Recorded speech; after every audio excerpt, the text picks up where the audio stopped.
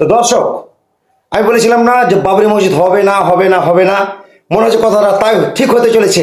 হুমায়ুন কবির নিজেই বলছে বাবরি মসজিদ হবে না হবে না হবে না। ঘোষণা করেছিলাম বাবরি মসজিদ আগামী দিনে হবে।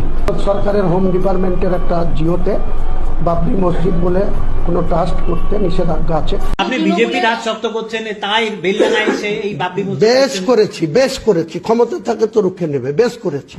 আগামী দিনে ডাইরেক্ট বিজেপির কেউ মুখ্যমন্ত্রী হোক, আমি ওয়েলকাম জানাবো।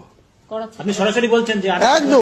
আর কি বলছে যে বিজেপির যদি কেউ মুখ্যমন্ত্রী হয় তা আমি চাই, আমি তাতে সমর্থন করি, কারণ হুমায়ুন কবির বিজেপির মুখ্যমন্ত্রী চাইছে। সম্পূর্ণ গেম, এটা রাজনৈতিক গেম, এটা বাবরি মসজিদের নামে রাজনৈতিক গেম খেলছে। আপনারা ভিডিওতে দেখলেন, আমি বেশি কিছু বলবো না ফ্রেন্ডস। আর ভিডিওটা যদি ভালো লাগে বেশি বেশি করে শেয়ার করবেন, আর আপনাদের মূল্যবান মতামত আমার এই ফেসবুকের কমেন্ট বক্স অবশ্যই জানাতে ভুলবেন না। তো ধন্যবাদ।